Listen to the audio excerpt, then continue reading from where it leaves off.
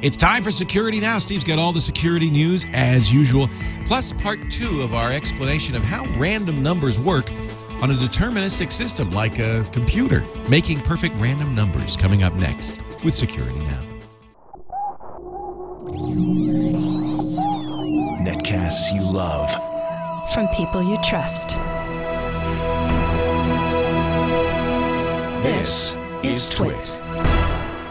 Audio bandwidth for Security Now is provided by Winamp for Android, the ultimate media player for your desktop and Android device, featuring wireless sync. Download it free at winamp.com/Android. Video bandwidth for Security Now is provided by CacheFly at CacheFly.com. This is Security Now with Steve Gibson, episode 301, recorded May 18th, 2011. Going Random, Part 2. Security Now is brought to you by Astaro Corporation, makers of the Astaro Security Gateway. For a free trial of the Astaro Security Gateway in your business, call 877-4-ASTARO. It's time for Security Now, the show that covers your security online, your privacy too. And here he is, our security guru, Steve Gibson from grc.com. He's the man behind Spinrite and many other wonderful inventions. Can we call software an invention? Oh, unfortunately, too many people do. Yeah. Yeah. That's a hot topic lately, boy. This issue of software. You never patented any of your stuff, did you? I never did for myself. I did some subcontracting for a while where the people I was doing the work for said, oh, we got to get patents on this. And in fact, I did apply for one patent on a crypto-link technology, which would allow it to stealth its open ports so that you could be running a crypto-link server, but no bad guys could see it. Essentially, it's a single packet authentication technology. I did get the response back from the patent office just recently, and they said, this looks like bunk. Really? They refused it. Well, oh yeah, and apparently that's the dance you do, and it, of course, enriches the attorneys because so far I've already spent $10,000 on this thing. So it's like, okay. So I've on my list of things to do is to figure out what it is they're complaining about, and then this is just the way it works now. Is you say no, that doesn't apply because of this, right. And you apparently didn't read paragraph 3B. Because that's what's different about this, and which makes this unique. I mean, we did a full search, and nobody else has done this before. So, it looks like it's a new thing. I'm only doing it though because there's some provision in the tax code that allows income derived from the sale of all substantial rights and title to a patent to be treated as long-term capital gains. Oh, that's good. And that's actually the way I sold my light pen to Atari was. There, I had patents on various aspects of the hardware, and so I was able to get the income that I received treated as capital gains. It was much more beneficial than regular income. A much lower tax rate, yeah. But my CPA has recently told me that I'm too close to GRC for me to license it to the corporation, because I own all of GRC. You can't really license it to yourself. So I can't. So frankly, I'm probably just going to abandon the effort. The only reason I was doing, I absolutely don't care about, and I'm actually sort of against patentability. And I also thought, well, it would give somebody something to own someday if they wanted to buy it from me, but that's probably never going to happen either. So it's like, I don't think I want to keep sending money to the attorneys in wheelbarrow size quantities. Yeah, no kidding. I know that feeling. Yeah. So today we're going to complete our going random conversation from 2 weeks ago. Exactly. We sort of laid the foundation for why it is that crypto systems need randomness. I'm going to review that briefly after we catch up with the week's news, but then talk about how we get randomness from machines that are designed not to be random, which of course is our computers. Every time you multiply or add, you want the same result. So how can you ever get a machine to give you something random? And the answer is you can't, but that's not good enough. So we still need it, even if we can't have it. Well, we're going to get it. Yes, Steve will explain how in just a little bit. I'll tell you what, before we get started, because we also, as you said, we have security news, and I'm sure we have some breaches to talk about. I don't know what's and neat stuff actually this week. Oh, good. Before we do that, let me talk a little bit about our friends at Astaro, and you've probably seen their Astaro in the news. Sophos has acquired them. I think one of our favorite software security firms and security kind of protection firms. It's a really nice thing for Astaro, I think. But I do want to mention Astaro because they make, of course, the very, very good Astaro security gateway, and they still offer it, and it is still something you're going to want. In fact, it's something we're putting into the Twit Brickhouse. We will have, I think, 2 or 3 Astaro security gateways, plus their protected wireless access points in there. So I'm actually really excited about this. We're going to be using it to not only protect everybody inside the brick house from the bad guys out there, because it is a unified threat management system, but use some of the additional Astaro security gateway features, including the ability to do quality of service and bandwidth shaping, because, for instance, we want our video calls and our streaming to be prioritized over everyday surfing, things like that. I suspect we'll start instituting email signing. I've been doing that digitally, as long as I've sent email. But now everybody in the office can transparently. It's got that all built in, and I can't wait to use the SSL VPN over SSL. Another really nice feature you get with the Astaro Security Gateway. If your small or medium business network needs superior protection from spam, from viruses, from hackers, complete, easy-to-use VPN, intrusion protection, content filtering, all with an industrial-strength, state-of-the-art firewall in a single, easy-to-use, high-performance appliance, you've got to check out the Astaro Security Gateway. Now, you can call them and get a demo for your business, 877-4-ASTARO, or you can also visit them online at astaro.com. I don't think we'll need the Astaro Command Center yet, because that lets you control multiple gateways from a single dashboard. But as we grow, we'll have Astaros in our different branch offices. We'll be able to control them. They have a world map that shows where the gateways are located and complete monitoring capabilities, threat levels, resource usage. I mean, this is a power tool, and yet simple to use. Russell Tammany, who's doing our IT, he's our contract IT guy, used another product in the past. And I said, we want to use Astaro because we love Astaro. And he looked at it and he said, oh, yeah, this is great. And I said, do you want me to send you to the Astaro certification, the class? He said, no, this is really simple. I can do it. I can figure it out. And he's going with it. So I'm really pleased. This is incredible. And as we grow, their active clustering will allow us to grow our installation with as many as 10 Astaro security gateways. So you don't need additional load balancing or anything. It just, it scales with you. So I love this product. I'm thrilled that we're going to be able to use it, and I encourage you to give it a try.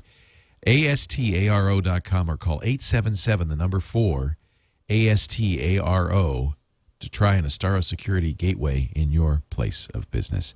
That's 877-427-8276. Astaro. Now it is time to get the latest news of the security world from Mr. Well, so there's something interesting going on with Mozilla, that it's not really an update, but it's a planned update. Essentially, Mozilla is getting a little annoyed with the fact that 12 million people are still back on Firefox 3.5. How many? 12 million. Wow. They're the people who do not listen to us, although I can't really say much because I'm on 3.6. Oh, yeah. And not willing to move until I'm sure that 4 settles down and all the add-ons that I cannot live without now are compatible with version 4. Which, is this analogous to Microsoft moving people off older IE versions? Is 3.5 insecure in that way? No, I think it's a matter of the problem of, well, I would say one of the other reasons Microsoft moves people off of old versions is they just get tired or stretched too thin of supporting them, because Mozilla is an open source project and it's being done for the good of humanity, but for people to stay back on 3.5 as they're, for example, fixing things that come from the common code base that all versions of Firefox share, they've got to take the time and trouble to sort of remember what 3.5 was and then make the changes that are relevant to 3.5 when they're also fixing 3.6 and 4.0. So here's the news. Version 5 of Firefox will be released on June 21st. So here we are. What? They just did 4. I know. So here we are on May 18th. And so literally 4 weeks from now, we're going to have 5 already. Wow. So what they're going to do is on June 21st, and their goal is to get everybody off of 3.5 by the end of June. So on June 21st, with the release of version 5 of Mozilla Firefox, on that day, they will release the next version of 3.6. Now, right now, I'm, for example, using the latest, which is 3.6.17. So on June 21st, they will release 3.6.18, or 1.8. I feel more comfortable saying it that way because that's right. And that will be offered to everybody on 3.6.17, like the one I have now, but also those using 3.5.19. So the point is, and this is the first time they will have ever done this, they're going to be automatically updating people to a major revision change, not just a minor revision change. So the good news is 3.5 and 3.6 are very close to each other, but essentially they're not going to be asking people or requiring 3.5 users to do anything because they've come to the conclusion these people aren't. I mean, they're just sitting back on 3.5 and allowing, and staying current with that, but they're not making the move to 3.6. Very, very much like I'm staying with 3.6 and haven't made yet the move to 4.0.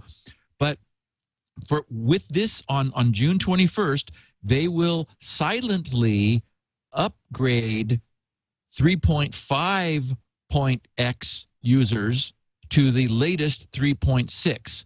Essentially retiring the whole support and forward moving updates for 3.5. So I mean, if that weren't enough to move people off of it, if they were security conscious, and Firefox users tend to be, then the fact that they're just making it automatic would do that. Now, what's interesting is they've got a bug. It's bug 650030, which prevents this from working. So on their bug list, the bug's title is Major Update Automation should support background updates, not just advertised ones. And so what they call a major update is, for example, a 3.5 to 3.6 change, as opposed to updating the next decimal dot versions. And background updates are those where the next restart of Firefox automatically brings the user to the next version. So Firefox downloads it silently in the background and has it prepped and ready. So when you launch it, it just is running the newer one. And then what they call an advertised update is one where the user is prompted and needs to accept that before downloading and applying the update. So they need to fix this problem that they have. And when they do, they will update Firefox silently, and we're going to be saying goodbye to 3.5 on that day and hello to 5, which, as you say, I mean, I was surprised too. It's like, wait a minute, yeah. we had 3 for a long time.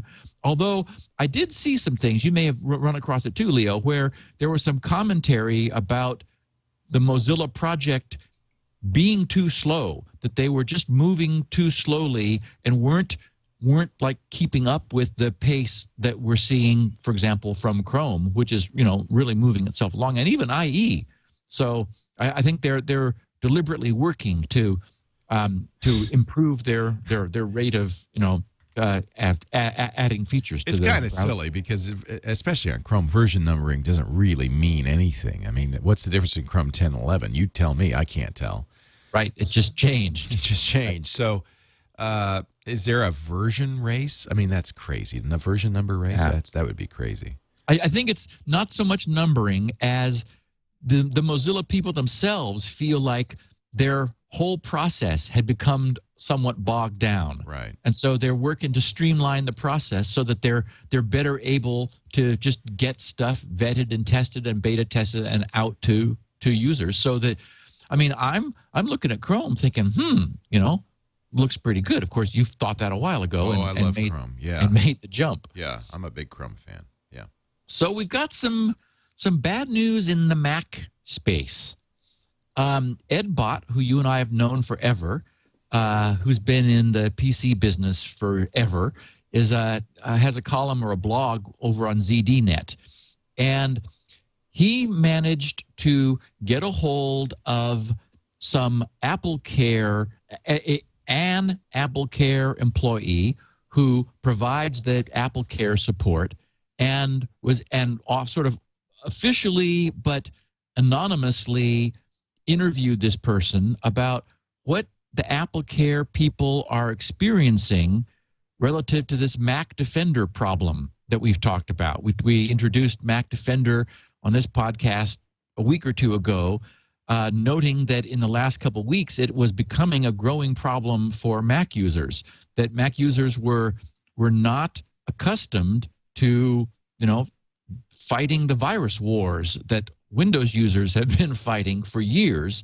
And what was really interesting, so Ed Bott in his blog posting posted a sanitized dialogue that he had with this AppleCare employee. And one of the things that really caught my eye, I thought was interesting, which was that because Mac users tend to believe that their Macs are impervious to these kinds of problems, they consequently tend to believe the Mac Defender pop-up, which is sometimes also calls itself Apple Security, but it's basically the same code with just a different name. They tend to believe those to a much greater degree than Windows users do, because Windows users are so beaten up at this point by all of this nonsense that, our guard is up to a much greater degree.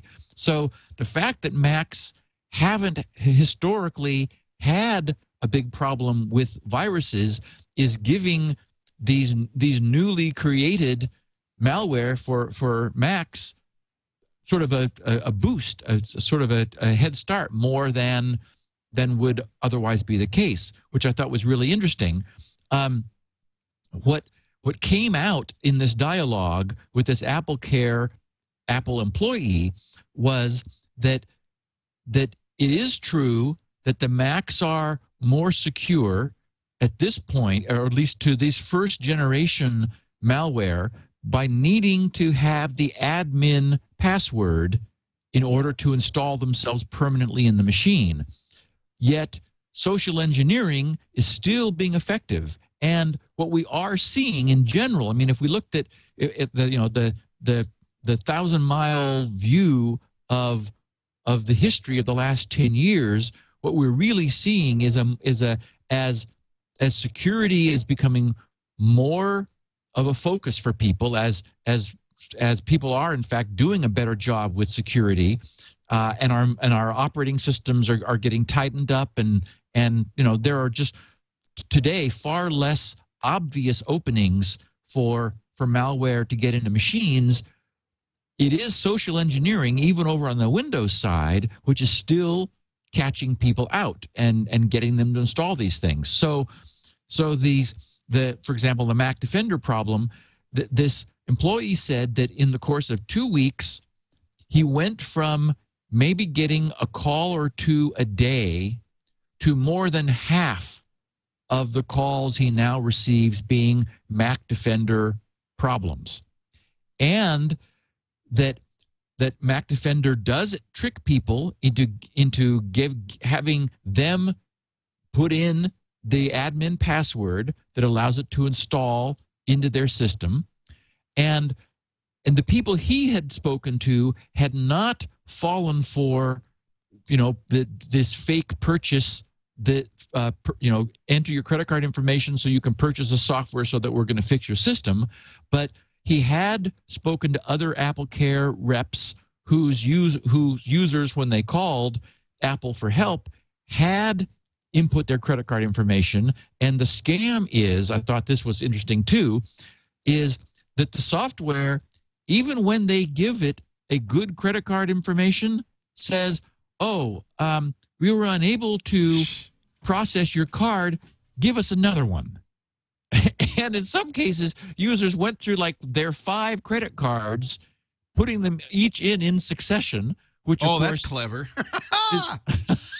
Now I understand why they kept they would want that. Yep. So they end. So I have to, by the way, validate that it is on the RAM page, because I'm getting more calls on the radio show. But also lots of calls from Windows users bit by the same thing, the same idea, you know. Oh, yeah. I mean, exactly. The one thing that was a little disturbing was that the Apple Care employees had been instructed by Apple, despite the fact that it is easy to remove and easy to instruct people to remove, Apple Care has been told not to remove it for customers who call on the theory that customers should not be given the expectation that Apple Care will be responsible for these things. Apple is saying that's the role of antivirus. That is not something that falls within our purview. And this employee who Ed interviewed said, well, you know, I've helped some people out when they've explained their situation or they really needed help. I mean, he's had, I guess, I don't know what this thing shows people, but in the interview, they talk about mothers screaming on the phone to Apple Care over the images that her children are being subjected to as a consequence of this being on their Macs. So whatever it does, apparently it's, producing offensive imagery of some sort when this happens. And so Ed says, well, aren't Apple Care calls being monitored by Apple? And so if they heard you doing this, you could get yourself in trouble. And the guy said, yeah, I know, but we even though Apple is saying we shouldn't help people, we sometimes have no choice but to do that. So interesting. Yeah, interesting. And in related news, there is now the first do-it-yourself malware kit for Mac OS X. Famous. There have been famous. Zeus and Zeus is probably the most well-known malware kit for Windows. And there's another one, Spybot, I think, or it's Spy something. Anyway, there is now one just that is being percolating around the underground forums. It's called the Wayland Yutani bot. And what's kind of fun for sci-fi people, Wayland Yutani was the name of the fictitious corporation that ran terraforming in the second Alien movie, in Aliens. And their slogan was "Building Better Worlds" or something. So anyway, that's the name of this, is the Wayland Yutani bot is what this do-it-yourself malware kit creates. Brian Krebs was able to get into a Russian language forum and have a dialogue with the author, who provided him with a video. And there is a video on YouTube also of this thing operating, which shows the various UI components of the builder and the admin panel, and the fact that it supports encryption. It's still low profile, and at the moment it supports what's called web injection and local form grabbing in Firefox and Chrome, not yet Safari. Web injection is the process whereby when a legitimate web page is displayed on your computer, like a banking web page, these bots will now inject additional content into the page. For example, if you're only being asked normally by the bank for your username and password, the bot will add and your credit card CSC code and your billing address and things. It'll add additional fields, which so it's legitimately coming from the bank, yet you're providing much more information in response than you normally would. And of course, this is the malware gathering additional information so that they're able to collect data so that they can steal more information from you. So wow, this is I mean, what we're beginning to see what was inevitable, Leo, and that is that the Mac is catching up as it is caught up in popularity. As it is catching up in popularity, it's now become a target for the bad guys. And it's going to be a problem for Mac users who at some point are no longer going to really be able to say it's a much more secure platform than Windows. So, but I need to say, I tweeted this earlier today when I ran across this. One of the coolest bits of wisdom and advice I've seen. Brian Krebs, on a different blog posting of his, quoted 3 things. He said, if you've installed a program, update it regularly. Okay, well, that's something our listeners here, you and me, know very saying well all the time. Yeah. You know very well. Number 2, if you no longer need a program, remove it. And that's also one of my main focuses. We talked about getting rid of Java if you don't need it because it's a problem. Certainly disabling JavaScript if you don't need it, and so forth. And just in general, getting rid of stuff you're not using because it's all baggage and it's just more opportunities. What he adds to that wisdom that we've commonly shared, which I think is just fantastic, is it is the best advice for protecting users from social engineering attacks. And that is, if you didn't go looking for a program, an add-on, or download, don't install it. Yeah, but the problem is people feel like they did, right? Because they got a warning that said you've got spyware, which looks like it's designed to look like it came from the operating system. Yep. And then the offer to download a fix. So that's why they enter the password both on Windows and Mac. They go, well, yeah, I want to install this. Yeah, I know. Well, I asked for it.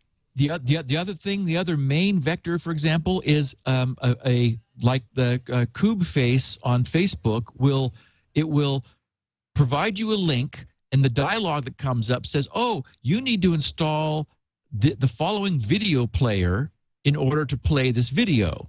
And so the user goes, "Oh, well, that makes sense," and so they do it. But my point is that the reason I really like what Brian says is, if you didn't go looking for it, I mean, I understand, Leo, this is what confuses people. But so that's why this is so important. If you think about it, if you didn't go looking for a program, an add-on or download, don't install it. That is to say, and unfortunately, it also means it applies to legitimate. You would not be responding to legitimate offers, also, but the idea would be, if something is being offered to you, treat it with skepticism, right? Because that's how these social these social engineering attacks are getting you. If you see a message that makes your heart pound, don't trust it. Yeah, I mean, they part of their success is they scare you. So if that message scares you, that should be a sign that maybe it's not all it looks to be. Well, for me, this decision point is, was it offered to me or did I go get it? Right. Did I go looking for it? Because I think that's really, I tweeted it because I thought that's exactly right.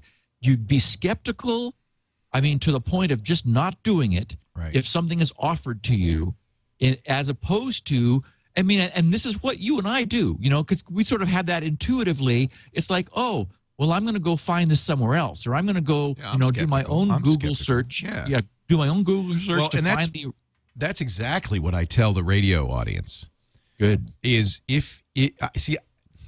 I don't know if it's enough to say don't install it if you didn't go out looking for it, because there are many of them running security software that would say, would you like me to remove this virus? They see these messages. Although someone responding to my tweet this morning did say that he tells people, make sure you know what your antivirus program is. Yeah. And don't respond to different antivirus messages. Well, and there is no such thing as the Apple Security Center. That's a Windows thing. And, you know, I had a call on the radio show last week who said I was scanning. My friend invited me. Was having problems with her computer. She invited me over. I scanned it with MSFT. And it said, oh, I can't disinfect. You need the Windows Advanced Toolkit, which doesn't exist. And I installed it, and you know, and I said, "Did it cost you any money?" He said, "Yeah, it was $79." I said, "There is no such thing. There is no Microsoft Advanced Toolkit." And that so it's know your operating system. Don't be skeptical. And I think the Google is a very good tip, which is if something like that pops up, just Google its name, because if it's malware, you will see hundreds of entries immediately that say, "Don't install that." Right, but also, Leo, look at the fundamental effectiveness of this new approach. Well, it's always been the case. Approach. Social engineering. In fact, Kevin Mitnick, our favorite hacker, wrote a whole book on the subject. That's the best technique. Yeah, social engineering. It works. Yeah, too often. So I just caught a little blurb that I wanted to inform our listeners of. That I just sort of made me shake my head, and that is that the American Civil Liberties Union, the ACLU, is kind of keeping an eye on what law enforcement is doing, and I'm glad they're doing that, keeping people honest. They filed a Freedom of Information Act, an FOIA request, asking for information about the FBI's warrantless wiretapping, the FISA provision. And, for example, which ISPs were providing that information? You know, how was this being used? What was being done? And who was the FBI working with? In court documents, which were filed in reply by the FBI, the FBI formally stated, specifically, these businesses would be substantially harmed if their customers knew that they were furnishing information to the FBI. The stigma of working with the FBI would cause customers to cancel the company's services and file civil actions to prevent further disclosure of subscriber information. And so I just think, there's something we're doing wrong here if that's the situation. That is, if the FBI is afraid to tell us what it's doing, then doesn't that seem wrong somehow? I don't know. I mean, I guess it's that it's warrantless, that, without warrant, they're able to now use FISA to compel ISPs to spy on their users just because they want to, because they ask. And then when privacy rights organizations say, okay, just tell us what you're doing. Tell us what you're doing. You're a taxpayer-funded organization. Yeah. What are you doing? They say, well, we can't. We can't. Be bad for business. Yeah. If you knew your ISP was spying on you, you probably wouldn't use them. So we better not tell you. Yeah. Oh, come on. I know. Holy moly. Holy moly. So, also, just Thursday, new legislation was put forth, I think it was in the Senate, with 11 co-sponsors, called PIPA, the Protect Intellectual Property Act. So I don't like the sound of that one. I know. Well, now we know about the old unpronounceable acronym, the COICA, right? COICA. Yeah. And that was Combating Online Infringement and Counterfeits Act. And we know what it tended to stumble around doing, because we covered the fact that they blocked out a top-level domain because some subdomain was, in fact, offering counterfeit purses or something, but they didn't realize that this was a multi-domain hosting provider, and as a consequence, tens of thousands of other websites were taken down by mistake. So, whoops, the so-called domain seizure didn't work so well. So it's going to turn me into a libertarian. They keep this stuff up. I'll tell you. I'm there, Leo. I know. So instead of domain seizure, the new PIPA, PIPA, it would allow the Justice Department to, I mean, if it passes, right now it's just introduced legislation, to allow the Justice Department to obtain court orders compelling ISPs' DNS servers to stop returning results for particular websites, meaning that the sites would still be available outside the U.S. So rather than essentially removing domains from the root name servers, from the root servers on the internet, they will instead send to ISPs. I mean, I don't even know what the mechanism would be, because I mean, there's lots of ISPs and a gazillion DNS servers. But this plan is to place filters in the results of DNS servers so that lookups will fail. So it's like, okay, I mean, that's not going to work either. These attempted sort of lame technological approaches to solving problems that are legitimately created by the nature of the internet and digital media are bound to fail. I mean, there's all kinds of ways around this. If you're trying to get this kind of content, you can just use foreign DNS servers. They work just fine, and there's way more of those than there are local ISP DNS servers. So it's nuts. I have to say, though, I was surprised by something I saw just the other day. Another of my recent tweets, actually, is that Netflix is now the #1 source of traffic on the internet. Yep. Which was, I think, that's very cool. But what surprised it's giving Comcast ammunition. That's the unfortunate thing. Yeah, it is. But what surprised me is that BitTorrent is #2. And I'm you obviously don't know many BitTorrent users. I don't. I'm not a torrent user, so. But that's like, whoa, #2 is BitTorrent. So it's like, okay. Yeah. Is email still in that list anymore? I don't think it is. Used to be that was like some #1 amazing things got bumped off the list. They don't even show up on the chart anymore that were interesting. So we talked last week about the breach in Chrome's sandbox. Remember that the French security group VUPen came up with a 0-day exploit against Chrome. And I was skeptical. I said I would like to see the code. Well, what happened was there was a little bit of a Twitter war, it turned out. Google's, 3 days later, Google's Chris Evans, who is their information security engineer and a tech lead, he tweeted, "It's a legit pwn, but if it requires Flash, it's not a Chrome pwn." Except that Flash comes with Chrome. Yes, it does, but it does turn out that this was a Flash exploit. So this was Flash in the sandbox. Interesting. That allowed Flash to get out of the sandbox. But I mean, Google's the one who said, "Look, we're sandboxing Flash. That's why we bundle Flash. We want to make it safer." So they're the ones who were trying to protect us. Yep, I agree. And in fact, I don't think that gets them off the hook by any means. Well, and the VUPen guys tweeted in reply. They said Flash bugs are equivalent to Chrome sandbox escapes from an attacker's perspective. Right. They don't. You're thinking like developers. Right. It's not our code. Exactly. It's our product. It's not our code. It's code that we install by default in the browser so that it's able to run.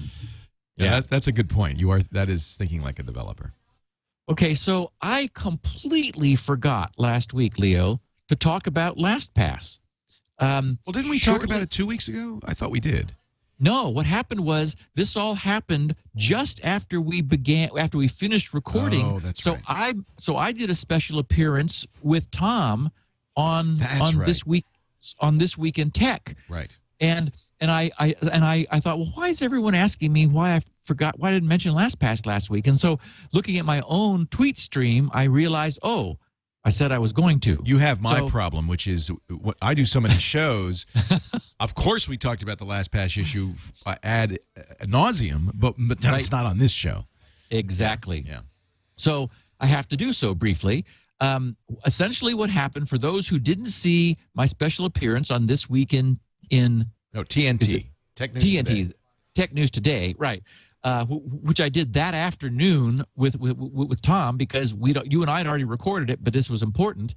The guys at LastPass saw some traffic, some just sort of like traffic volume that they couldn't explain, and they didn't know what it was because it's all encrypted. So they're just seeing blobs going back and forth of pseudo-random stuff, but it looked uncharacteristic to them. And so that's all it took. I love it that they blew the whistle on themselves, being proactive. Yes. I mean, as far as we know, there wasn't even a breach. We don't even know. Right. Exactly. But they just wanted to be extra cautious. I love that. It was very impressive. Yeah. So what they did was they sent out the word to users to change their master password, because the worst that could have happened, and this is what I talked about with Tom, the worst that could have happened is that an attacker could have gotten the hash of the hash that they use for authenticating users and the user's encrypted blob. Some people don't understand the way LastPass works and thought that a breach of LastPass's database security immediately meant that bad guys were able, consequently, to decrypt the blob. But that's the whole reason I endorse LastPass, is LastPass themselves cannot decrypt that blob. So, for example, you don't have to worry about them responding to an FBI subpoena for your information. They can't. They don't have the ability to decrypt the information. And that means that an attacker who gets what they have can't do it either. So they don't have it to give. Now, the only weakness would be a brute force attack against the hash. And we've talked about that, right, what that means also. So if you had a good master password for LastPass, then the algorithm is your email address is lowercased, because email addresses are not case sensitive. So LastPass wanted to eliminate the possibility that you would be entering your email address with different case when you're trying to authenticate to LastPass, to log on to LastPass, than you normally use. Since email doesn't care, they don't care either. So that you lowercase the email address, then you merge that with your password, and that's hashed to create the private key which you use to encrypt your database. That never leaves your browser client. Then your password is hashed again with that key, and that's what is sent to LastPass to authenticate you. So so again, they're getting a hash of your password and your secret key, which itself is generated from a hash of that password and your email address after it's lowercased. So, and hash functions are beautifully designed to be one way. They used SHA 256, the strongest state-of-the-art hash we have, generating a 256-bit result, so certainly strong enough. I guess SHA 512 obviously is twice longer, but it's not clear there's any point in using that. And so what an attacker would have to do would be to repeat that process with every possible password. And that is go one extra by doing multiple salts? Was that the one we talked about last week?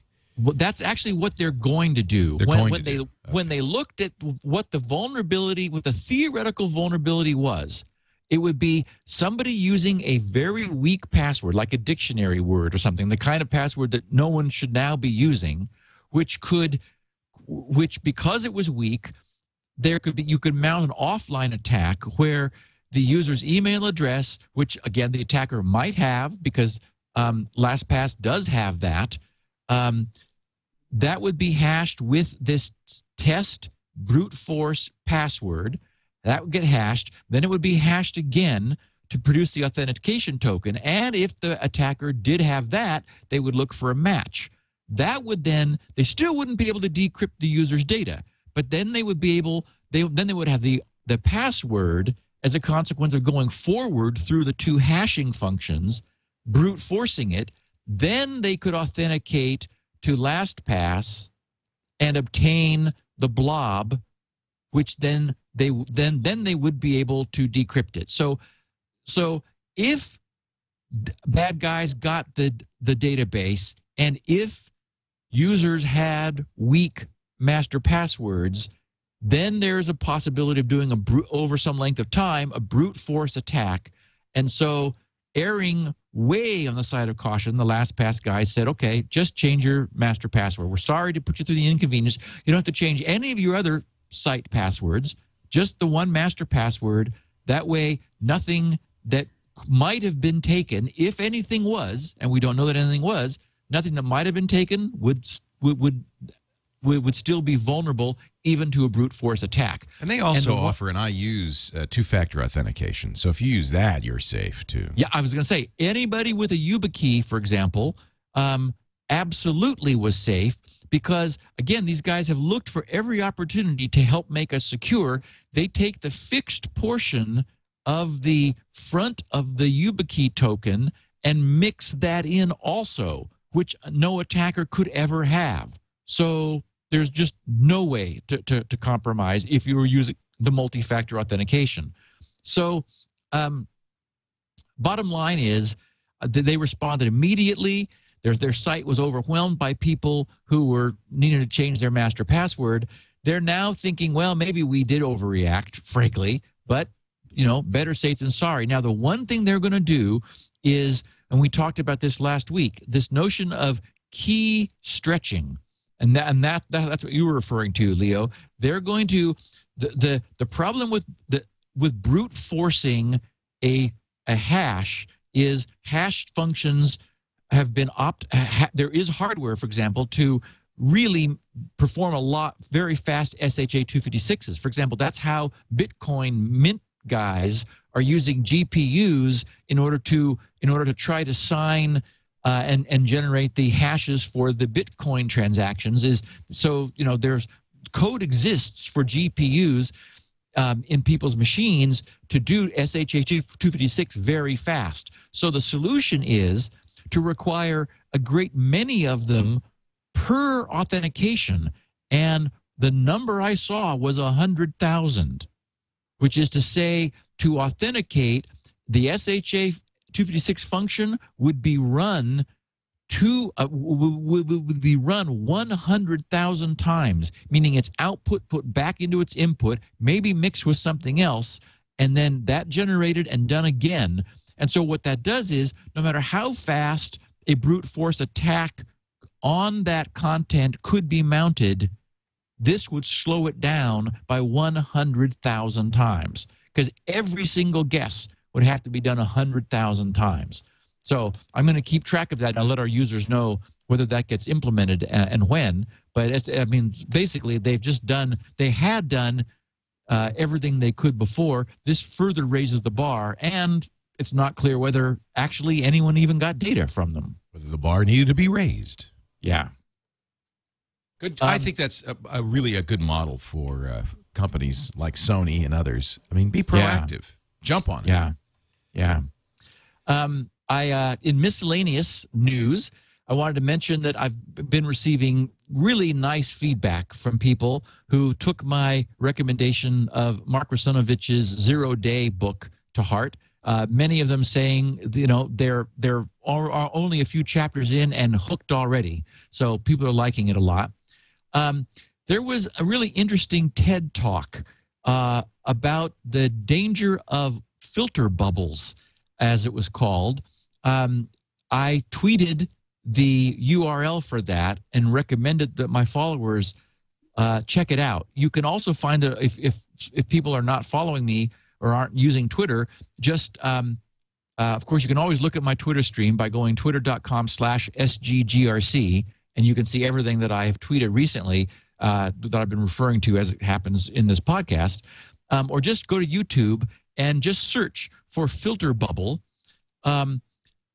It's a really interesting 9-minute TED talk, which demonstrates sort of the social issue of the fact that increasingly the results that we're getting from searches are being customized for us, and what that means. I recommend it to our listeners. It's a little scary. This guy doing some research had two of his two different friends both Google 9/11, and he shows the radically different search results that Google returned because of what Google knows about these people. Well, only if you're logged in. I mean, if you log out of your Google account, nothing. Is that the case? Yes. Okay, because I mean, so you have to opt into that, basically. Google's has cookies and IP addresses. Yeah, they They keep. You can opt out. You can log in and opt out of history. Okay. Tell them not to keep history. If you don't log in, they have no history. Okay. And so you will not get customized results. He also shows a result with Facebook, noting over time the kinds of things he clicks on, and that Facebook, in trying to do a better job of giving him what he wants, he ends up not seeing information that he wishes he were seeing. Anyway, YouTube filter bubble, search for that. It's really interesting. 9 minutes.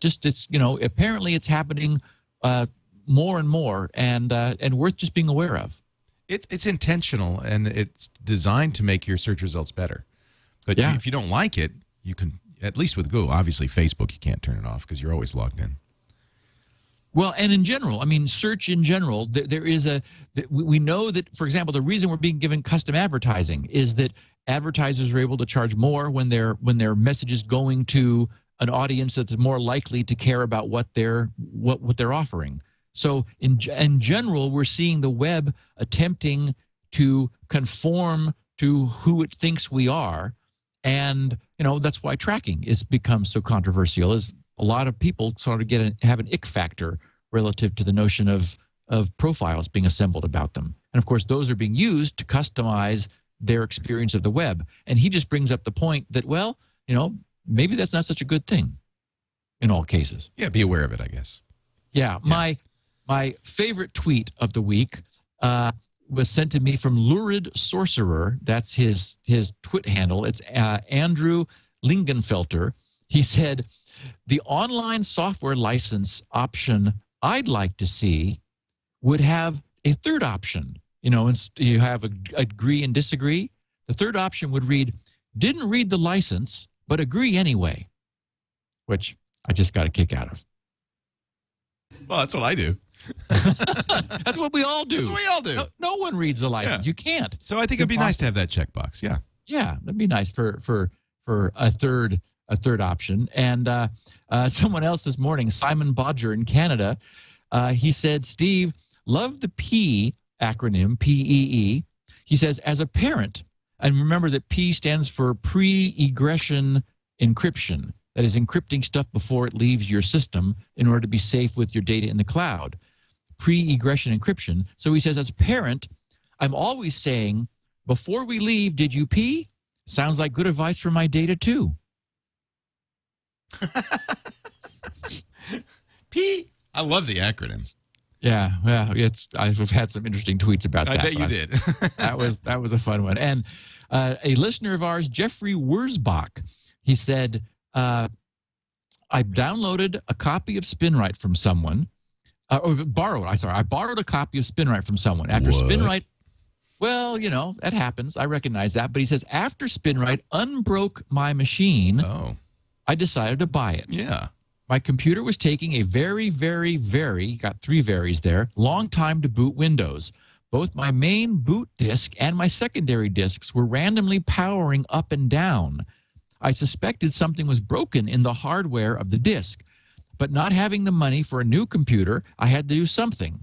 So I used Spinrite on the main disk and was able to get the computer to boot about 50% faster and get all of my critical data onto my network storage drive. Spinrite saved me many hours of frustration and 4-letter words. If only I had Spinrite 4 years ago when my parents' computer died. So the good news is he tried it, liked it, bought it, and has it now. Yay. For the next disaster. Yay. So thank you for sharing that, Jeffrey. We're going to, I want to talk about random number generation in just a little bit. Yes. And this isn't exactly an ad, but I do want to give a plug to our friends at Restoration Hardware because, we're building a new studio, as you know. Actually, 2 plugs I want to give. If people want to buy a brick in the new studio, we have a wall of honor, and you can put your name on the brick, your Twitter handle, your Facebook page, whatever it is you want to share with the world. And you can find out more about that at bricks.twit.tv. And then we're asking a lot of companies to help out. That's another way. I don't have $1 million to build this studio, so we're asking others to help out. And the folks at NewTek have been very kind. They've given us a TriCaster. We're getting lights from KinoFlow. We're getting mics from Bob High. A lot of companies. And what's really cool is we're getting furniture from a company called Restoration Hardware. You know Restoration Hardware, right? I don't know if I do, yeah. I don't know if they're only in California. I really love their stuff. They're really unique-looking furniture. I've haunted Restoration Hardware for a long time.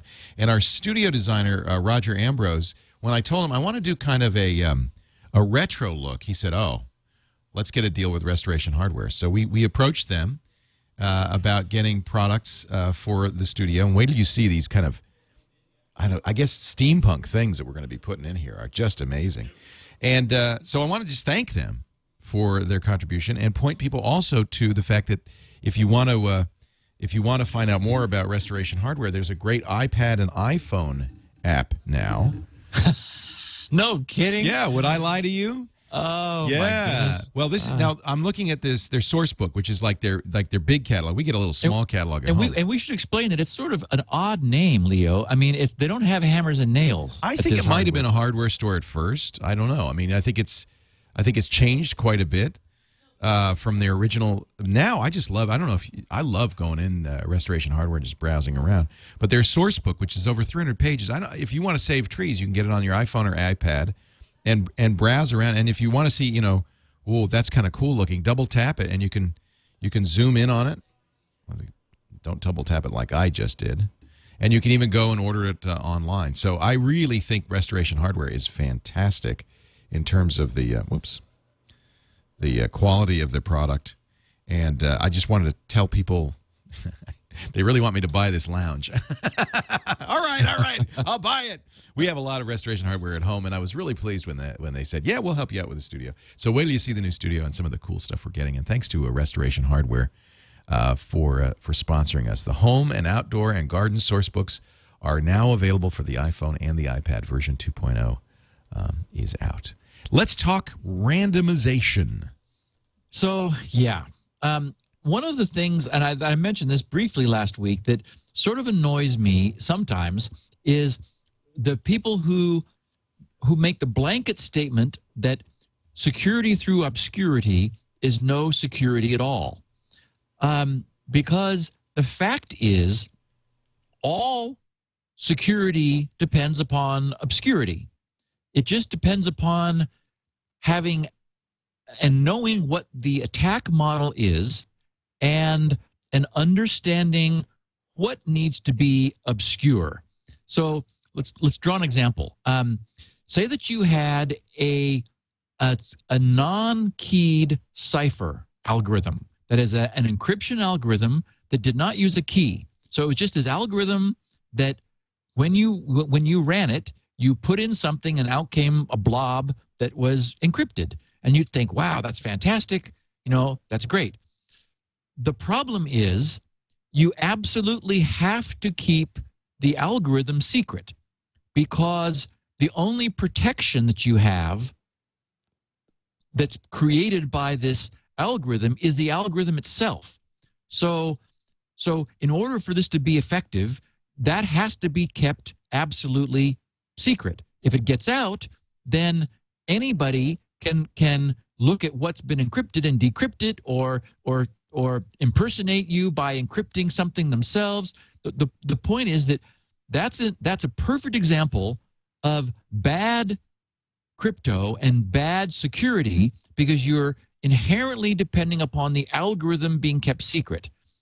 Now, contrast that to the way we know things are correctly being done these days. We have public algorithms where, I mean, they're public from day one. You know, they're public competitions, as we saw with the AES competition, to end up choosing Rindal to be the standard cipher that so many people are now using. So, I mean, it was way public. It was taken apart by academicians. It was analyzed. It was really torn apart. The reason we can do that, though, is there's only one reason, and that is it's a keyed cipher, which is to say the strength of the result is the combination of what is absolutely well known, which is to say the cipher itself, and it's because it's well known that we trust it, because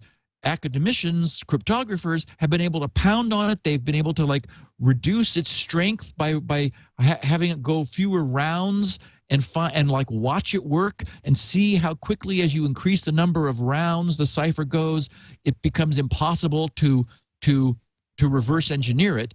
So it's two things: that the total secrecy that we get is composed of something we know, which is how this algorithm works, but something which is still obscure. That is, it's still kept secret, and that's the key which is used to run the cipher. So it is not the case that we get security if everything is known. It's that we carefully design what parts of our system are known, but we then still have secrets which we keep. And the reason then that we need in cryptography, we need random numbers, is that we don't want an attacker through any means at their disposal to be able to guess what the secret is. We're going to have a secret in SSL communications, HTTPS that we've talked about. There is a secret. There is a handshake which goes on between the endpoints where they arrive at a secret by using random number generators, and we depend upon the randomness for security. For example, this hasn't always been done correctly. The very first version of Netscape's SSL, Netscape back in the original early browser days, they were the designer of of SSL version 1.0. They used the time of day, the process ID, and something else. There were three components. I don't remember what they were, but the point was they weren't, and they used those to seed the random number generator, which their SSL connections then used for establishing secure handshakes. And it wasn't long after, but they didn't publish it. They kept it secret. And of course, these are the kinds of secrets you can't keep. A year later, some researchers figured out what Netscape was doing, looked at the fact that they were using time of day, process ID, and one other factor, but still predictable. And it turns out that something like process ID, it's like, well, we don't always know we're going to have the same process ID, but if you start a computer up and you do a couple things with it, it's typically going to be this, or it's going to be some range which allows an attacker from the whole possible spectrum of process IDs to zero in on, well, it's probably going to be one of these. The point is, they didn't start with enough randomness, and it turns out that version 1 of their SSL protocol could be attacked by virtue of its lack of good random number generation. So we've seen that over and over. And in fact, it's a lesson which some people don't learn very well. Microsoft in 2007 had the same problem with the pseudo random number generator that was in Windows 2000, and that's the same one that's in XP. They had some researchers who, and again, Microsoft didn't publish this. They maintained it. They kept it strictly secret and tried to obscure it. Some researchers ended up taking it apart, figuring out how it works, and were then able to demonstrate that because of what Microsoft had done, the decisions they had made were not cryptographically sound, and where they were able to, if they were ever able to obtain the state of the random number generator, then they were able to know everything about its future. So if something ever got into your computer, they could take a snapshot of it, and there was no more mystery, even though Microsoft had gone to some effort to try to enforce that. It wasn't done well. So there's a strong incentive for saying whatever it is that is done, in order to have it cryptographically sound, you really need to have it looked at by people. You need it to be public, never secret, and you need to just say, this is what I have done. What does the world think about it? Have I forgotten anything? Because we know mistakes can happen. So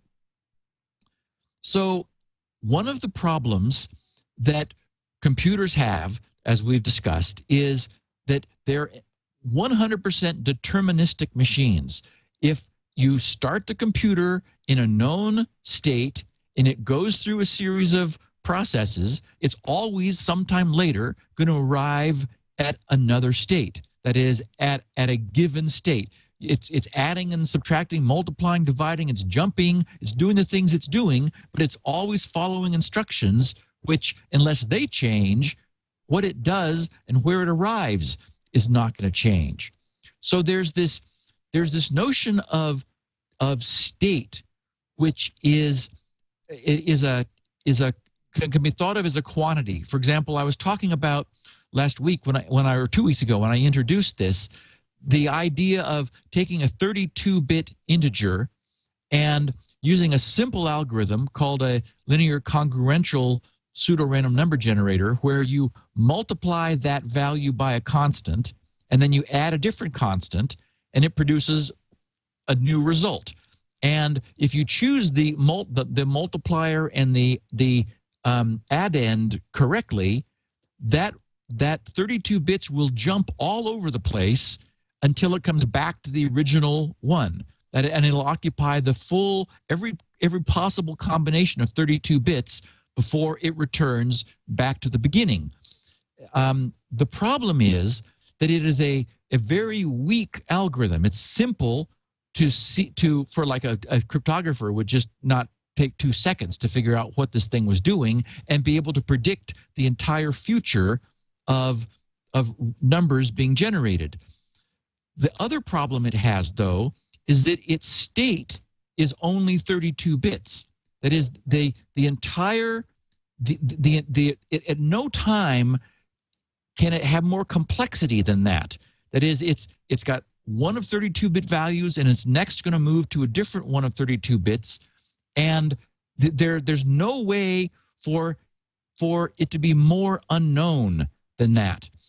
So what we try for in contemporary pseudo-random number generators is a much more entropy, much more state, so that the system is not easily knowable. And if a bad guy somehow got a snapshot of it at a given time, there would still, the future is not completely predictable. That's key for real security. We can often assume that the bad guys cannot get into the system. For example, if someone's eavesdropping on an SSL communication, well, we want a protocol and a random number generating system which is strong against someone looking at all of our packet traffic, and no matter how many connections we establish, if there was a man in the middle or someone sniffing our the initiation of connections over SSL, we would want them, no matter how much they looked at the output, never to be able to guess what the past or the future had been.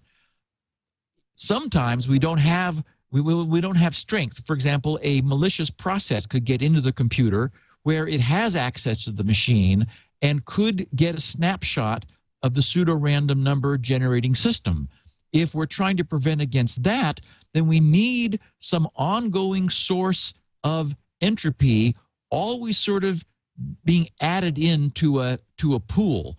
And cryptographers talk in terms of entropy pools, the idea being that you feed in anything that you can get which is not predictable by an attacker, certainly not one outside the machine, and often not one in the machine. That would require them to constantly be monitoring your random number generator. And frankly, we're really not designing our systems to be strong against an attacker in the machine, but rather, you know, if we generate a large random key that we use to encrypt our drive, or we use to encrypt communications, the point is that we want anyone coming along afterwards to have no basis for knowing what that key was, how we arrived at that key. So we're still faced with a problem of where do we get this kind of true random information. Historically, all kinds of things have been done. What we want is, we want the notion of uncoupled, independent events where things happen that are not related to events that have already happened in the past or would happen in the future. A popular source, for example, is some sort of electrical noise. There's noise generated in electrical processes that are the result of quantum fluctuations, low levels of heat, low levels of photon radiation entering the system. There's for example, been a project where a CCD imaging array, a charge coupled device imaging array, is put in a completely black box. And it turns out that even though there's absolutely no light getting to this imaging array, the signal it outputs still has some non-zero content. There's noise. It's like sort of imaging hiss, and it's extremely random. There is absolutely no way for an attacker to know what that hiss is going to be from one instant to the next. Another possibility is just using the least significant bit of an analog to digital converter. For example, the sound input on a sound card, even with nothing plugged in, you typically don't get an absolute flat line. You get a few values in the least significant bits, which is just noise in the amplifier that feeds into the analog to digital converter. So, and that again, it won't be following a pattern. It's noise. It's not exactly predictable, and that's what you want. Or a radio, just, you know, that hiss you hear when you tune a radio in between carrier frequencies is just the electronics in the radio sort of just listening to what's going on in the environment. And that white noise that you hear is also not exactly predictable. Or a Geiger counter, which is measuring individual photons which are coming in and ionizing the gas in the Geiger tube, is producing a not absolutely predictable series of events. And famously, SGI who years ago wanted a good source of real random content actually patented. They have patent 5732138, which is aiming cameras at lava lamps and using the That's a chaotic system, I think. It absolutely is. Yeah. You cannot. I mean, you could stare at it no matter how long you stare at the lava lamp. You really don't know what it's going to do. You cannot predict what it's going to do. And so SGI set up a lab, a darkened room, where they had cameras looking at lava lamps. They were digitizing the images of the lava, which is, hot wax, moving through that fluid. And as you said, Leo, it's a chaotic system. You cannot predict what it's going to do. More recently, there are some very good random number generators using a partially silvered mirror.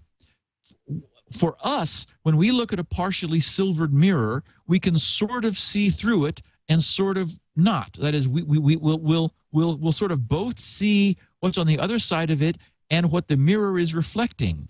But at the quantum level, what that actually means is that some light photons are reflected off of it and some go through.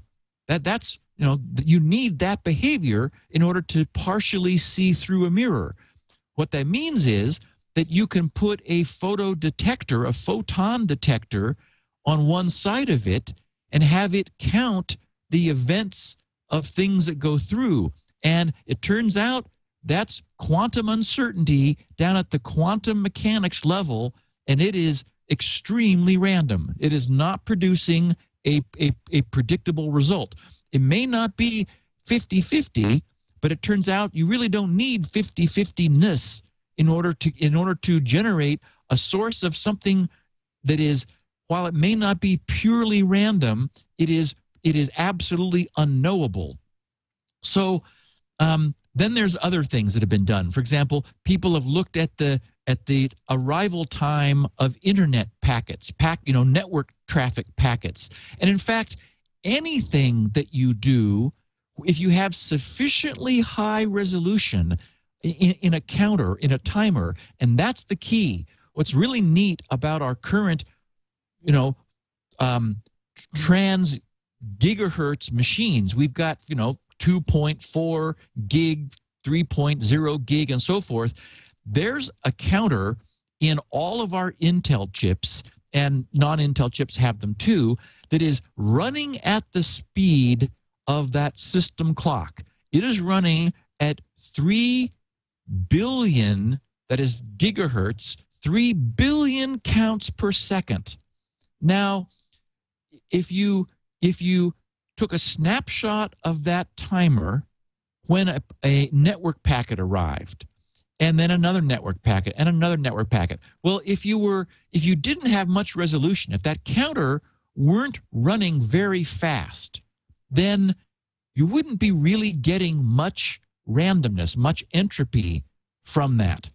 But with it running at 3 billion counts per second, when even if you tried to send packets to your computer at an exactly perfectly timed rate, variations in the packet assembly, in the interrupt system, in the computer, just 3 billion counts is so fast relative to sort of the real world events that are happening, that the least significant bits, the 1 bit, the 2 bit, the 4 bit, they're absolutely unpredictable. Well, and that means you can use other things that are happening. You can use the timing of reads and writes on disk drives, because as we've spoken about in the past, disk drives are not spinning at an absolutely constant rate. The sector timing is used to servo the drive to keep it running at about the right speed, as is the distance from the heads to the platters. But that's varying. So that means that if you look closely enough, you're going to get a huge amount of uncertainty in the if you, I mean, again, look closely enough. If you use this 3 gig counter that we have, or 2.4 or whatever, there's no way to predict what the least significant bits are when you take a snapshot of it, or when you move the mouse or press keys on the keyboard. They're just, if you're spinning that counter fast enough, the lesser significant digits are much more predictable than the least significant digits, which are, in the case of the 1 bit, it's changing 3 billion times per second, and you're going to say, okay, now, what is it now? I mean, that's so fast, that gives you really good unpredictability. And then finally, just because you could never have too much randomness, we know, for example, that the Trusted Platform Module, the TPM, which is in most laptops today, I wish we were seeing it more in desktops. I know that it is available in some desktops, but not yet universally. The TPM has a true random number generator in hardware in it. There, it's using thermal noise down at the quantum level in order to generate an offer on behalf of the system that is hosting this TPM, true physical random numbers, not pseudo-random. Anytime we have pseudo-random, we're saying that there's an algorithm which is generating these, and by the nature of an algorithm, we know what each number is going to be in succession. With a true random number generator, it's not algorithmically based. It's just every number that it produces, it's producing freshly. Now, the problem is that the rate at which we're collecting entropy may be lower than the rate at which we want to consume it. Let me say that again. It may be that the rate at which we're producing it, or able to collect new randomness, new entropy, is lower than the rate that we want to consume it. So, for example, the true random number generator in the Trusted Platform Module will have some bandwidth. It'll have some rate at which it's able to give us numbers based on the physical processes that it is tracking. And you can imagine lava lamps. Yeah, they're chaotic, but they're not moving very fast. So we need more bits. We need more bits. So what has been done is very clever, and this is represented by the state-of-the-art pseudo-random number generators, which, for example, Bruce Schneier has designed. There's one called Yarrow that Schneier and John Kelsey designed, and a newer one called Fortuna, which Bruce designed with Niels Ferguson. The way they work is they have an entropy pool. That is, they have think of it as a buffer, just a big buffer, and whenever something happens that they can say, okay, well, we're not sure, how much entropy is there, but it's probably got some. For example, imagine that every time something happened, you took a snapshot of that 3 gigahertz counter and added it to the entropy pool. So packets come in, hard drive sector reader write happens, mouse gets moved, keyboard gets hit. Even something like the graphics display adapters often have a 60 cycle or a refresh interrupt. And that's not coupled to the counter running in the machine. That it's generated by a separate crystal on the display card, separate from the crystal on the motherboard. So there, you could, at 60 times a second, you could sample on the display interrupt the exact count of this 3 or 2.4, whatever it is, gigahertz timer running very fast in the computer, and just dump it into the entropy pool. You don't really care how much entropy it has. You just know there's a lot of uncertainty in the least significant bits of that. Nobody can guess. And in fact, if you did, if you plotted them out, and people have, you would see absolutely no predictable pattern in those least significant bits. They're uncoupled, and they're related to physical processes down at the quantum level.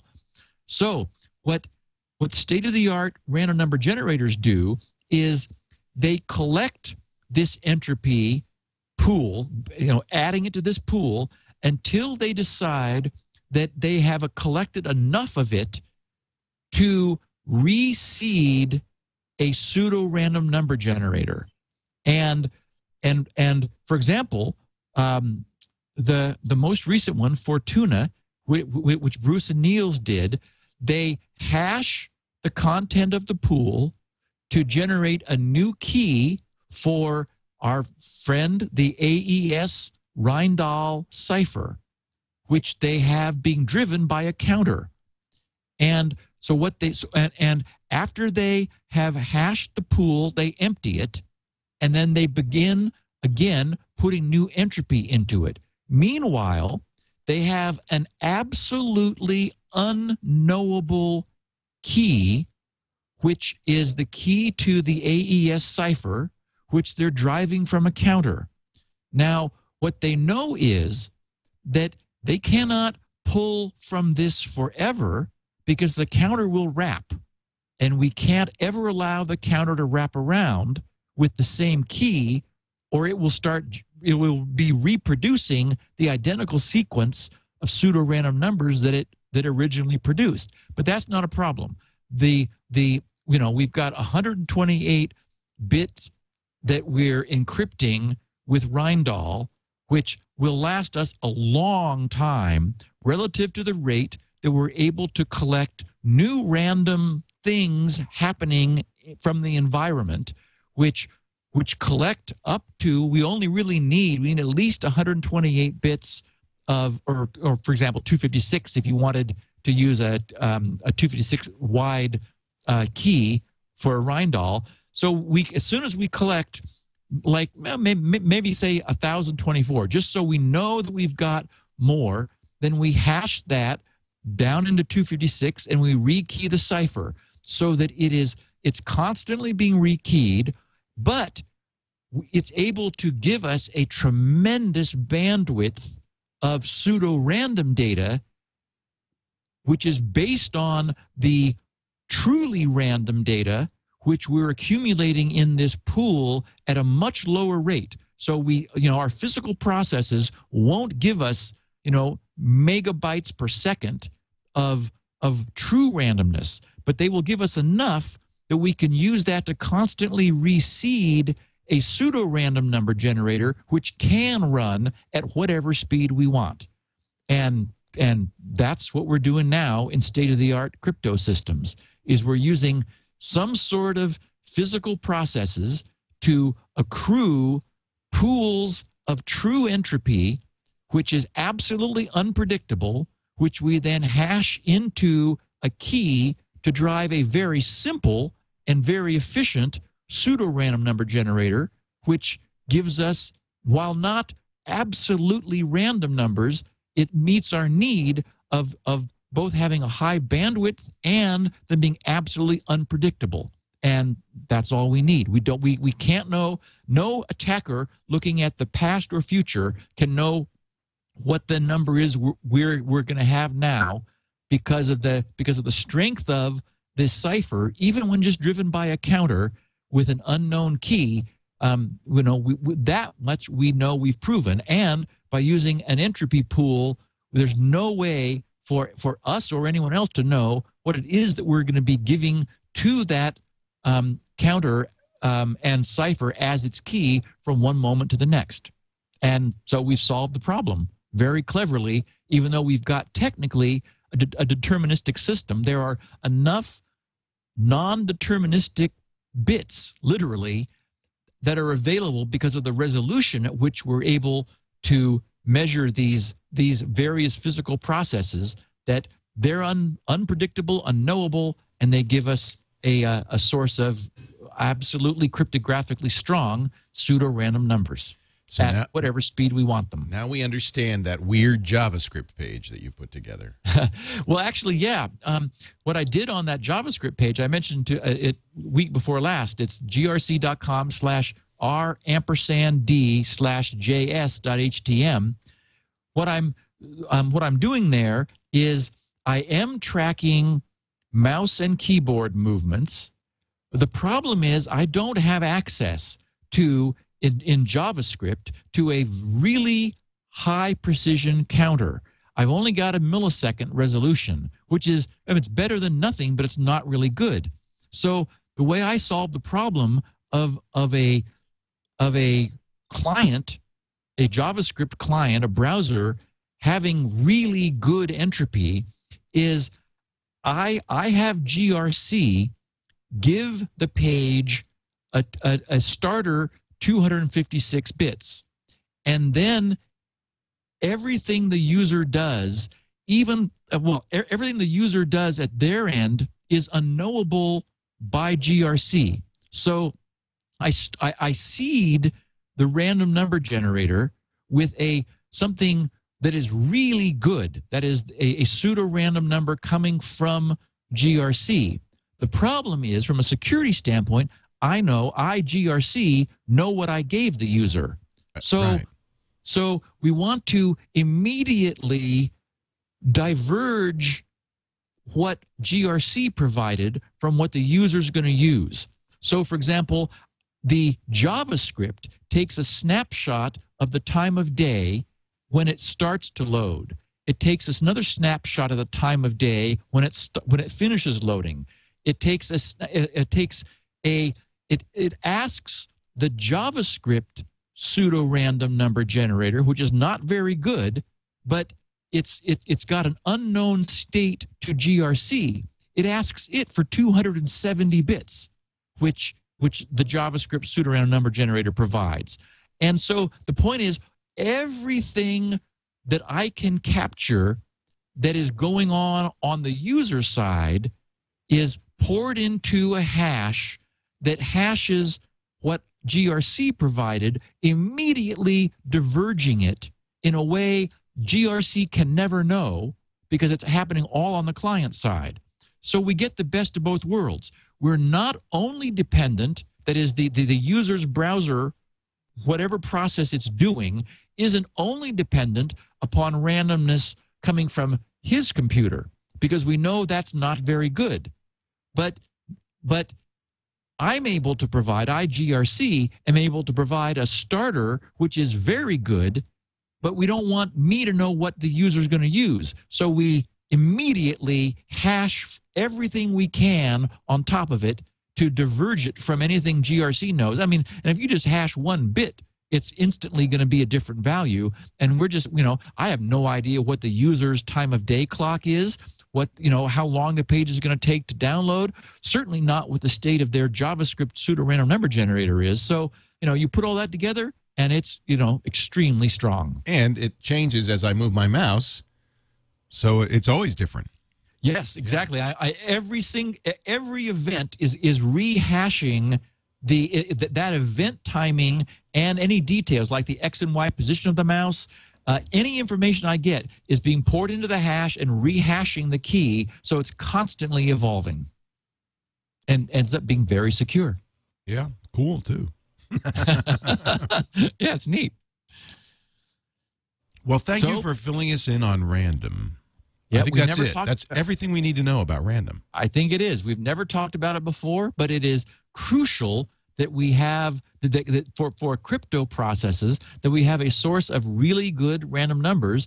And I hope Microsoft is listening, because this is better than anything that they were doing back with Windows 2000 NXP. And I do think that they have evolved their technology since then, because they finally understand it's important.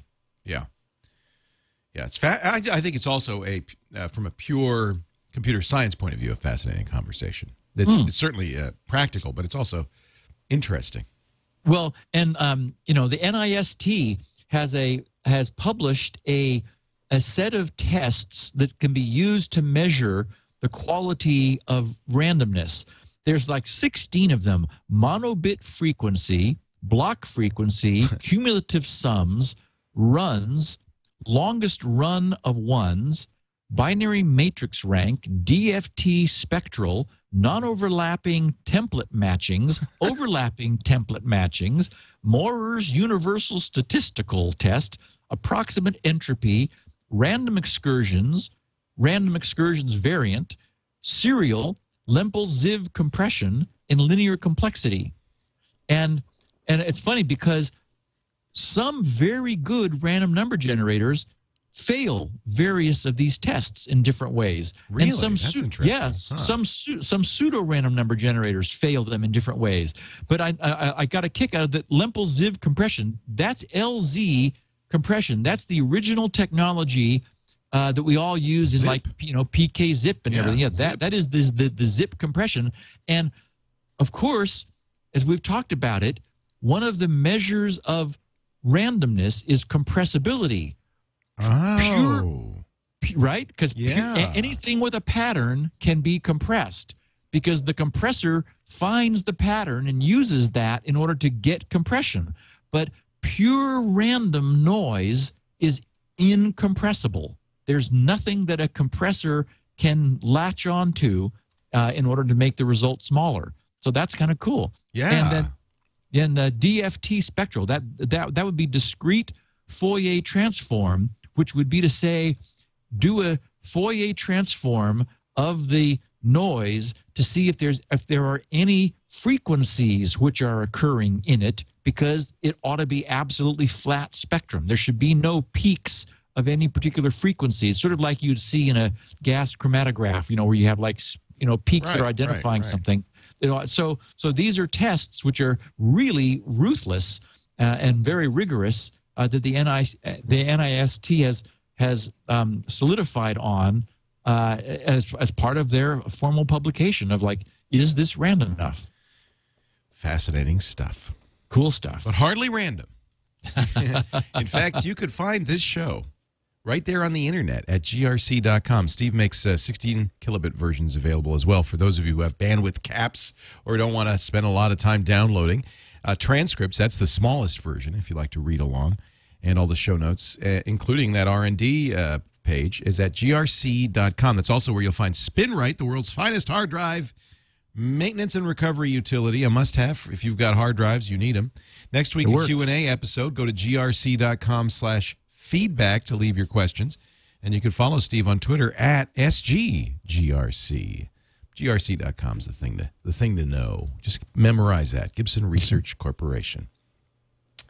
You can also watch us do this show every Wednesday live, 11 a.m. Pacific, 2 p.m. Eastern at live.twit.tv, or subscribe on iTunes or any other podcast client, or just go to twit.tv/SN for Security Now. And we've got all the episodes there and all the subscription buttons you could want, and the chance to buy a brick for the Brick Twit House. Thank you so much, Steve. We will see you next week. Talk to you then, my friend. Security Now. Security Now.